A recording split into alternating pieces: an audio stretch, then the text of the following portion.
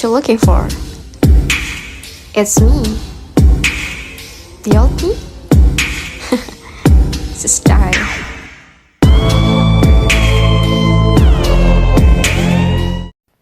Assalamualaikum warahmatullahi wabarakatuh.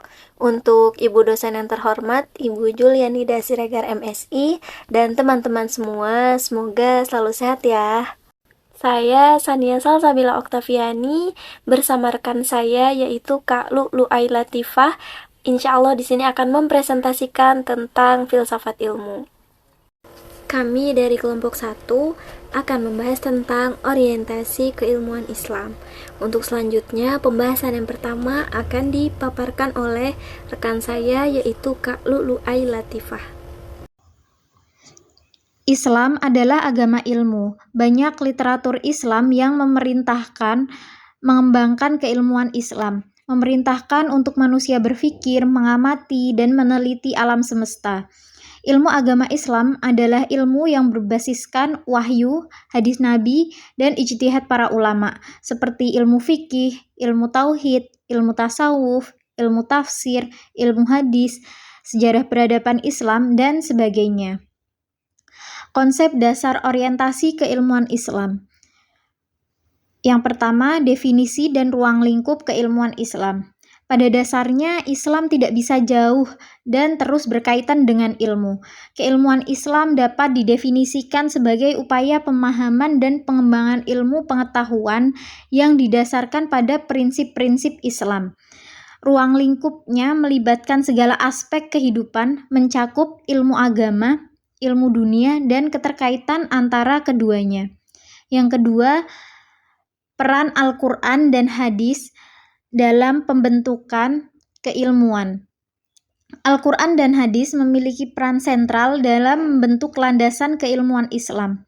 Al-Quran sebagai wahyu yang langsung Allah memberikan petunjuk moral, etika, dan prinsip-prinsip dasar yang membimbing pengembangan ilmu pengetahuan Islam. Hadis sebagai penjelasan dan contoh dari ajaran Al-Quran memberikan panduan praktis untuk aplikasi ajaran tersebut dalam kehidupan sehari-hari. Aspek penting dalam orientasi keilmuan Islam ada 3. Yang pertama, tauhid dan keterkaitan dengan ilmu pengetahuan. Yang kedua, integrasi ilmu agama Islam dan ilmu dunia. Yang ketiga, konsep ijtihad dalam pengembangan ilmu Islam. Kemudian perkembangan sejarah keilmuan Islam juga ada 3. Yang pertama, kejayaan ilmu pengetahuan Islam pada zaman keemasan. Yang kedua, peran cendekiawan Islam seperti Al-Kindi, Ibnu Sina, dan lain-lain. Yang ketiga, ada peran madrasah dan universitas Islam dalam mempertahankan ilmu. Nah, untuk selanjutnya ada tantangan dan peluang masa kini. Yang pertama, ada integrasi ilmu pengetahuan modern dengan nilai-nilai Islam. Jadi teman-teman, tantangan zaman sekarang adalah bagaimana mengintegrasikan konsep-konsep ilmu pengetahuan modern dengan nilai-nilai Islam secara menyeluruh. Namun, peluangnya besar karena hal ini dapat menciptakan pemahaman yang holistik dan relevan dalam menghadapi perubahan zaman. Nah, kalau diibaratkan itu seperti bahan-bahan kue yang berbeda membentuk resep kue lezat.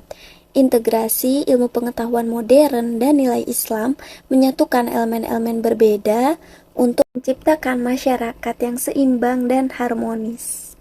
Yang kedua, ada dialog antar agama dan kebudayaan. Dialog antar agama dan kebudayaan membuka ruang penting untuk pemahaman lintas disiplin ilmu. Dalam dialog ini perlu dipahami bahwa keberagaman agama dan kebudayaan seperti babak baru dalam perkembangan sosial. Tantangan utamanya adalah mengintegrasikan pandangan-pandangan yang beragam tanpa mengesampingkan esensi masing-masing keyakinan dan nilai-nilai budaya. Nah, lalu yang ketiga ada peran Islam dalam menghadapi tantangan kontemporer.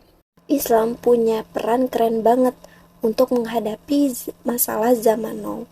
Jadi Islam bukan sekedar agama, tapi punya prinsip yang bisa ngebantu kita buat menangani tantangan zaman modern.